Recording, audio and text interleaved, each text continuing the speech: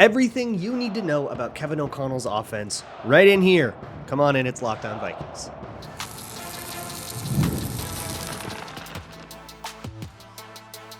You are Locked On Vikings, your daily Minnesota Vikings podcast, part of the Locked On Podcast Network, your team every day.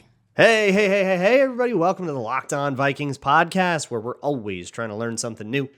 It's part of the Locked On Podcast Network, your team every day. And thank you so much for making Locked On Vikings your first listen of the day each and every day. I appreciate you all so very much. My hashtag everydayers. If you're new here, prospective everydayer, considering everydayer, hello, welcome.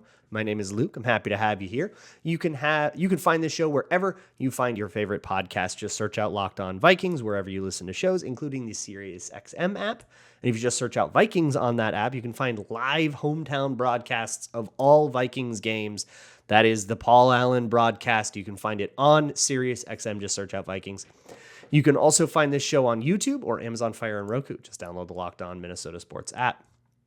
Today's episode is brought to you by FanDuel. Now through September 23rd, all FanDuel customers can bet $5 and get a 3-week free trial of NFL Sunday Ticket from YouTube and YouTube TV. Visit FanDuel.com to get started. Today on the show, it's Offense Day. I want to focus in on Kevin O'Connell's offense. If you have checked out all offseason and you're looking for a place to catch up on what you have missed and what's going to be different about the Vikings this year, you have come to the right place. I want to go over what's different from this year and last year, as well as just a general overview of what Kevin O'Connell's offense is. The KOC offense, what that means, and how he tries to generate an advantage, being part of the Shanahan-McVay tree, but also what makes Kevin O'Connell's Kevin O'Connell's. But first, quickly, the Shanahan-McVay tree. So this summer, in early July, I did a series, a 5-part series on Locked On Vikings, going over the innards of a Shanahan-McVay style play call, coming from, McVay himself, Shanahan himself, and Mike McDaniel, all of those playbooks, which I've been able to have access to like old ones too, and I can share a couple of those with you too if you want, have a lot of shared DNA, and the Vikings are going to use this same system. So we can sort of understand the systems that they're going to be working with just by looking at the other teams that are sort of cousins of the Vikings right now. I shouldn't say cousins, huh? Like that word's still a little charged for us, isn't it? But I digress. Here's the basic principles here, right? Like a lot of Shanahan-McVay offenses are built off of horizontal running. Like it's not just run to set up play action kind of stuff. It's running a specific way to set up specific looks. And it's not always using a fake handoff to subvert those things, but running a certain way to maybe force a different defensive front. And in that defensive front, the linebackers will be a certain way, and then you can attack that. It's like really subtle, detailed stuff. And that, like, really the hallmark of the successful iterations of this is an obsessive attention to detail. I loved the Play Callers series last offseason from Jordan Rodrigue, where she actually talked to all of these guys, those three and Matt LaFleur, and people in their orbit. Kevin O'Connell does make an appearance on it. And just understanding the attention to detail that all of these people have, and the understanding of every single interaction. If you take the slot receiver and move his alignment 2 yards further inside, how that changes all, this thing and that thing and how it changes this if you do a run play, and how it changes if you send him deep, and all of the different interactions between offense and defense. This like understanding of that incredibly complicated machine is what makes those guys great. So the general ideas are horizontal running to set up certain minuscule defensive adjustments and to essentially bait the defense into setting up in the way you want and then attacking that downfield, whether it is with play action, all these love a rollout, right? They love a bootleg. Who doesn't? But also even in the drop back pass game, there are still effects. And I'll get to more specifics as we kind of go on here. But the Kevin O'Connell iteration of this relies less on the run game. And it's just a volume thing. Like, he just runs the ball less. And even though, I mean, with Kirk Cousins throwing it 50 times a game was kind of the sort of game you wanted to have with Kirk Cousins. That was where he would be at his best, when you could give him high volume, and therefore it will dilute and water down some of his worst moments that didn't come every single play. And when they're only, one and the other 49 are good, it feels better than when he only passed 25 times. With Sam Darnold, there's definitely an argument to be made for running the ball more. And maybe Aaron Jones is part of that, and we'll get to what that means for the run game later. But Sam Darnold is a QB. If you've been super living under a rock, so they drafted J.J. McCarthy. He got hurt. He's now out for the season. So it's Sam Darnold. This is going to be a Sam Darnold year, and there's kind of nothing you can do about it. It's already far too late to do anything about it if they wanted to, but they're just going to kind of grin and bear it through a Sam Darnold year, whatever that brings. Darnold, for whatever it's worth, had a very strong camp, had one drive in the preseason, looked great in it, and while he hasn't been perfectly turnover-free throughout all of camp, there's been interceptions from the first team and all that stuff, he seems a little bit more responsible and safe with the ball. And Kevin O'Connell, even in his media stuff, he went on with Paul Allen. He went on the podium, and they're asking, like, tell me about Sam Darnold. He says some of the things that he talks about, some of the things he has spoken about with Darnold, in prioritizing taking care of the football, prioritizing living to fight another day, and playing a little bit more of a conservative brand. So we'll see what that conservative brand is. But considering what O'Connell did last year after Kirk got hurt, when you had Mullins, Hall, Dobbs, and he was still passing a lot, I don't think that we live in a world where Kevin O'Connell just becomes a run-heavy coach. So I think we're still going to see a lot of Darnold. And that's really the hallmark of this sort of McVay-Shanahan offense. I think another example of it is Zach Taylor. And that's very much a Joe Burrow decision. He wants to be empty. He wants to spread it out. He wants to, get the ball out quick and utilize a lot of those quicker and more difficult to defend timing-based routes, because Burrow's just really good at executing that stuff. And it sort of forces everybody to start sneaking down in the same way the run game does, so you can then hit them over the top with a go route to Jamar Chase. That's how the Bengals are constructing things, right? And I think the Vikings are taking a similar approach. They playbook. If you want to know the innards of a play call, go listen to the series. I go into a ton of detail in that, and to recount it here would just be rushing. But I'll give you this. In a typical drop back play call, most of these reads go 1, 2, 3, 4, 5. There are some options within routes that will react to a coverage. For example, a through route is a route in these offenses that is a sort of a deep post type thing, or call it an over, call it a seam, whatever you want to call it. But essentially where you're trying to split two high safeties. And if it turns out to be a middle of field closed look where there is one high safety and you'd be running right into him, you cut it off and you try to run underneath that guy. And the quarterback and wide receiver make that read together. There's stuff like choice, which is very similar. You just kind of run away from the leverage of the defender. And the quarterback and the receiver have to be on the same page in throwing that. If you want an example for what happens when you don't, look up the Jalen Reagor interception, the Colts pick 6 in the 33-0 game. That Jalen Reagor messed that up, and it caused a pick 6. And actually, the same thing happened to the Colts in the preseason. It looked to me like that happened on Anthony Richardson pick 6. If you want to see that happened to him as well. So they all have to be on the same page on that. But those are buried in the routes. The actual QB progression typically goes 1, do I see what I need to see on that route? 2, do I see what I need to see on that route? 3, do I see what I need to see on that route? With a check down mixed in there somewhere as an outlet for pressure, or if you just get through your whole progression and nobody's open. That's the generality of the pass game, from rollouts to like true dropbacks. A lot of these will be full field concepts where you'll be reading kind of some kind of high-low vertical stretch concept on one side and some other kind of concept on some other two-man concept on the other side. Sometimes it's a man beater on one side and a zone beater on the other, or it's a vertical stretch and a horizontal stretch, or it's, a matchup hunting thing.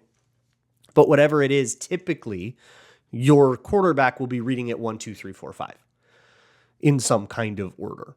So that's generally playbook wise what we're dealing with. That's always been what we're dealing with. But what's different now? Personnel wise, we've got some different stuff. We've got some guys we're waiting on that won't be available right away. So we will get into that next. Today's episode of Locked On Vikings is brought to you by FanDuel, America's #1 sports book. We have been working with FanDuel for a long time here on the Locked On Network, but they've never had anything like this. Now through September 22nd, all FanDuel customers can bet $5 and get a 3-week free trial of NFL Sunday Ticket from YouTube and YouTube TV. So that means you can drop $5 on everything. For example, Minnesota Vikings are 1.5 favorites right now over the New York Giants. That has moved a lot over the week. It was at like 3 or 3.5, and people must have been hammering the Giants because it has moved way down. Now it's only 1.5. So if you think the Vikings can win by 2 or more points, anything but a 1-point victory, you want to bet $5 on that. Even if you don't win, you get 3 weeks of NFL Sunday Ticket, and you can catch live out-of-market Sunday afternoon games. All you need is a Google account and a current form of payment, and you can cancel anytime, so don't worry about it. Just visit FanDuel.com and download America's #1 sportsbook. Thank you so much for making Locked On Vikings your first listen of the day. When you're done here, go check me out on Locked On NFL. I am on Wednesdays now, Locked On NFL Wednesday mornings with Tyler, the Madman Rowland. Here's the thing. Tyler is completely insane, and he brought me on Wednesdays specifically to temper him. So he started talking about like Jordan Love MVP, and I was like, chill out. If you want to hear that discussion, you can go to Locked On NFL. Listen to me on Wednesdays. Listen to everybody else. They've got an AM and a PM show now, so you can listen to just the morning, or if you prefer more of a chill barbershop vibe, you can listen to the Tony Wiggins nighttime show, or you can listen to both. I'm not going to stop you. In fact, I'd encourage that. But let's move on here offensively. We're still talking about the passing game, but what does the personnel look like, right? We talked a little about Sam Darnold. He's going to be the quarterback. Elsewhere on the depth chart, they've got Nick Mullins and Brett Rapine. So I don't think that there is like a serious consideration of ever benching Darnold. I don't think that those quarterbacks give you a good enough reason to. If you had J.J. McCarthy waiting in the wings, we'd be talking about it every week. But I don't think so with those two guys. It's Darnold. For the ups and the downs, it's going to be Darnold.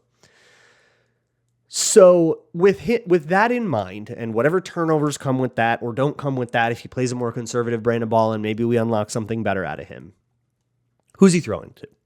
Justin Jefferson is the obvious answer, and that's kind of it for week 1. So TJ Hawkinson, hurt at the end of last year, is on the PUP, physically unable to perform list. That means he will, by rule, miss the first 4 games at least, and probably miss more. They do expect him back at some point. From the way that, the team's always going to be really cagey about this and not really tell you an exact timeline.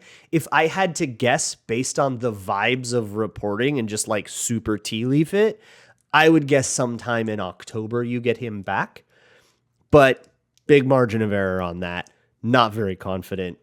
Totally just tea leaf reading. So without him, Josh Oliver is listed currently as the starting tight end. Johnny Munt will probably get a lot of work in 11 personnel as more of a receiving tight end. But like those are the guys. You got Nick Muse in the building, and that's it. Other wide receivers, obviously there's Jordan Addison. He got hurt in camp. He is, last we saw, he was not practicing with the team. He warmed up with the team, then went back inside. So it's not a great sign for his availability week 1, but he's kind of immediately in a week-to-week situation. I don't know how much time he will miss, but it's not like he's on IR or anything.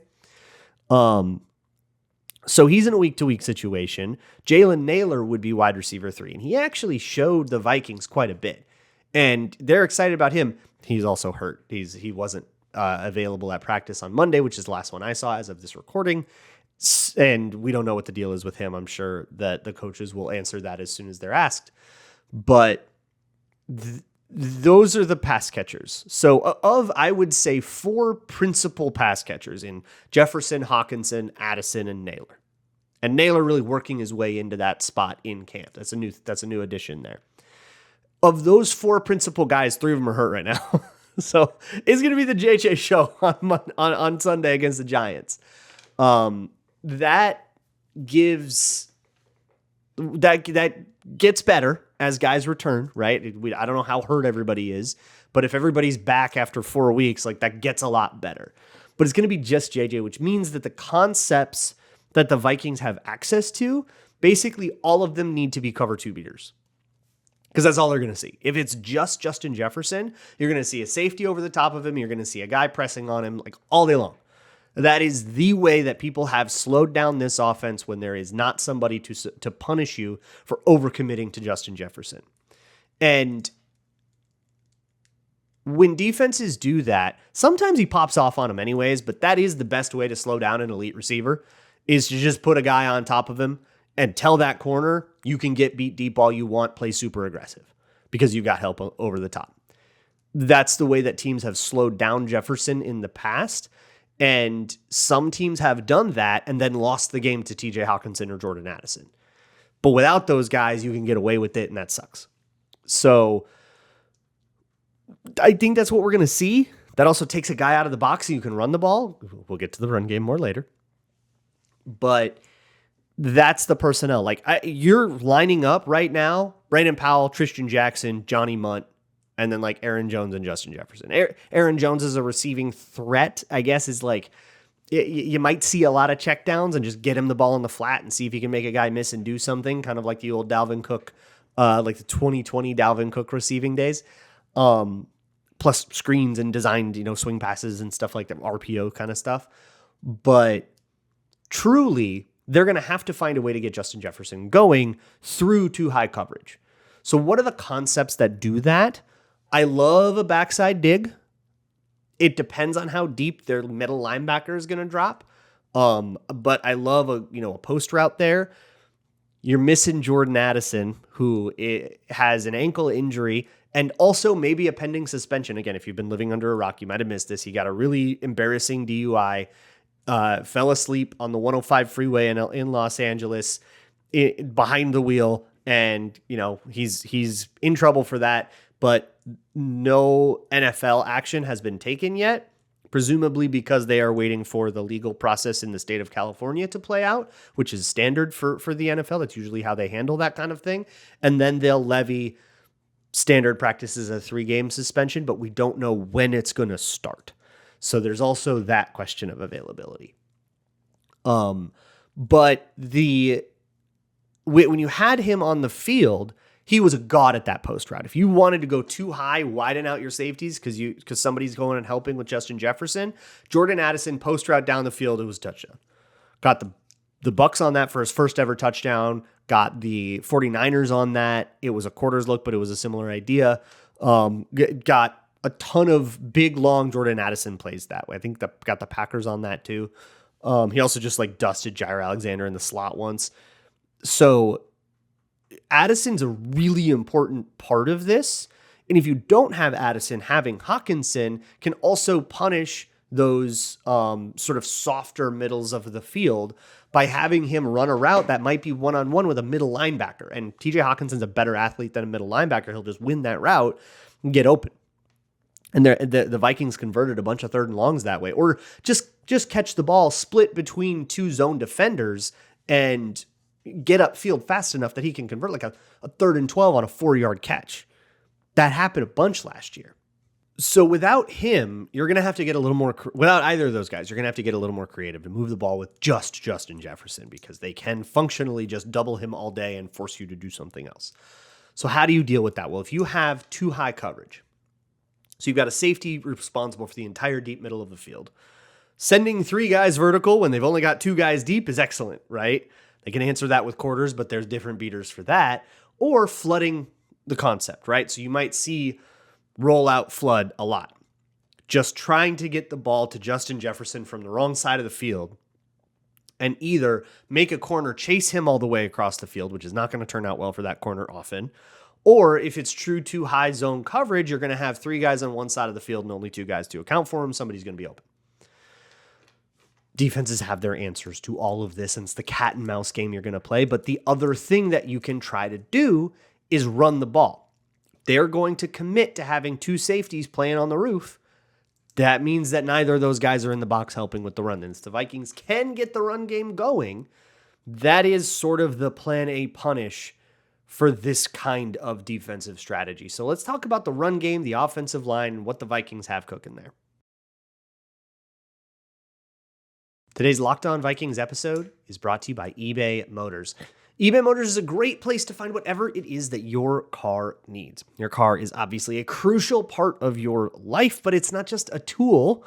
It is a lifestyle choice. Whether you drive a zippy little flashy car, or whether you have a big truck that has the towing capacity that you need, or a minivan that can take your family from point A to point B safely and comfortably. Whatever it is, you got to take care of that thing. You don't want that thing breaking down on the side of the road. Nobody ever wants that. So take care of it. The light comes on and you need a part. Check out eBay Motors and see if you can't get that part at a discount. eBay Motors has the price right on over 122 million parts for your number one ride or die. So you will always find exactly what you're looking for every single time. And with eBay Guaranteed Fit, your part is guaranteed to fit your ride every time or your money back, no matter what the make or model is. eBay Motors knows what parts that kind of car needs and has them in stock because they have such a wide catalog. So keep your ride or die alive at ebaymotors.com. Eligible items only, exclusions apply. eBay Guaranteed Fit only available to U.S. customers. Continuing on with this sort of cram for exams episode of the Locked On Vikings podcast, recapping everything that's kind of happened this offseason as we head into week one this weekend. The run game. This is the black sheep of a Kevin O'Connell offense. The last 2 years, it's not necessarily that the run game has been bad. It has been, but that's not even really the most striking effect. It's that the run volume has been low. Even in situations where the Vikings have a lead and should be running, they do not, which I think kind of can contribute to some of the comebacks that the Vikings have allowed and how every game is a one-score game, because when they're up 24 points, they're still passing the ball. And they aren't, shortening the game the way that they need to. But when they do lean on that run game, that's also a 3-and-out because the run game has been bad. So why has the run game been bad? I have more and more looked at it as a running back problem more than a running blocking problem. And I think the Vikings agree with me because they have run back 4 of their 5 offensive linemen from last year. Ezra Cleveland, they traded to the Jaguars. There was not an option. But even after that, they brought back Blake Brandel, and they gave him the starting job. And they brought back Dalton Reisner, who started last year in Ezra Cleveland's stead and was the left guard from there on out. They even brought him back. Now, he's on short-term IR right now, so he's in the same situation as Hockenson, where he's not available right away. But I don't think that he was going to be the starter anyways. The Vikings had pretty much given Blake Brandel the starting job. They had told us as much. So don't hold your breath for there being some kind of Dalton Reisner's, Ex Machina moment. Dalton Ex Machina. There's just a show title for you. Don't hold your breath for Dalton Ex Machina. That means that the Vikings were relatively satisfied with their O-line play. Now, in the last 3 years, Darisaw, Bradbury, Ingram, or last 2 years, this being the third, Ingram, O'Neal, those 4 guys have been in place. And they've been pretty good. Bradbury in the Kevin O'Connell era has been a different guy than Bradbury was in the Mike Zimmer era. I think that they've asked less of Bradbury. They haven't asked him to be the hero of heroes and, reach blocking 2-eye defensive tackles, which is just a really difficult athletic thing to do and caused him to have some losses that I think was just asking a little bit too much of him. The Chris Cooper iteration of the O-line coaching, and by the way, having the same O-line coach for a little while helps too. But the Chris Cooper iteration has done a better job of keeping Bradbury from being isolated one-on-one with a bigger player where he can just get kind of sledded, which is really important for anyone's center. Like, here's the newsflash. Everyone's center is small nowadays. Centers just are 300 to 310 pounds, and nose tackles are 330 to 340. Like, you're just going to be at a size disadvantage all the time. So keeping those mismatches from getting isolated, I think, is a really important part of offensive line coaching. And O'Connell and Cooper and, people working the protections, which also a lot of this is on Bradbury himself, calling the protections and understanding and labeling them, has been much better. As for O'Neal and Darisaw, very much known commodities. Darisaw signs a big extension. We love him. We love O'Neal. And then there's Ed Ingram, who I think that the more you like PFF, the more you don't like Ed Ingram's play. Honestly, I think that's what it comes down to for a lot of people. He's had some very high profile misses that stick really hard in your mind, but I think he's steadily gotten better over the years, and the Vikings feel pretty confident in him. They had Dalton Risner to quote unquote push him. That's the way O'Connell put it. But even before Risner got hurt, Risner played right guard, not left guard in camp, and never took a first team snap. So it was never a true formal competition. So Brandel, he's the guy with the job. What's the deal with that? And I think he did play fairly consistently. He did have to get in. Ed Ingram did get hurt last year for a little bit, so Brandel and Risner were on the field together as the guards, and Brandel at times looked like the better guard. I actually went back and looked at this specifically when the news came out that Brandel was probably going to get the starting job, and I was like, okay, let's watch the games that he played then. And I went, if you didn't tell me which one was which, I would guess that the 6th round pick that's been a backup his whole career, that's getting a starting job and everyone's confused about it, versus the guy that was a 2nd round pick and a starter, and a career starter on his old team that was then a free agent signing everyone was excited about. I would probably have mixed those two up if you didn't tell me if I didn't know which one was where and which number. That's the way that I looked at it. So the key thing with Brandel is that he's big. He's tackle sized. That makes him really tall for a guard, and that can really work against guards when their tackles converted to guards, but they're too tall and it's hard to get low and get leverage. But I think Brandel has done a good job of overcoming that, and I can see where their optimism comes from. But as with all things, we got to see it to believe it. Speaking of Aaron Jones, big signing. If you ask a random Vikings player, hey, who's going to pop off that we aren't really talking enough about? All of them will say Aaron Jones.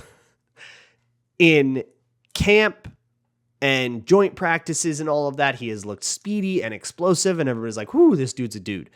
Running back is maybe one of the positions that's hardest to evaluate in shorts, though, because nobody's actually allowed to tackle you. So every running back looks like he scores a touchdown on every play because they just keep going.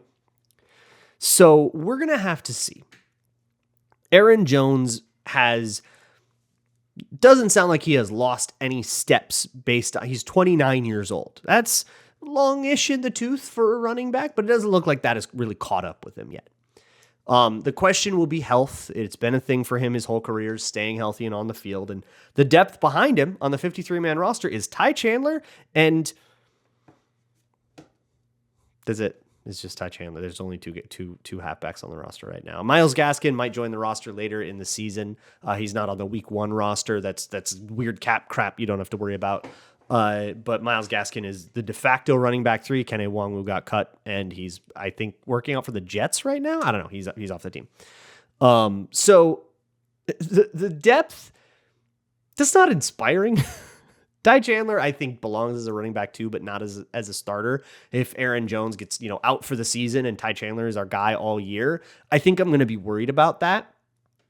But if Aaron Jones is the truth, if he is the guy that they are advertising and getting, and all the players are getting so excited about, and if that's real, that could have an outsized effect on this run game. And if that can happen, maybe I'm dialing in on an Aaron Jones is the X factor take.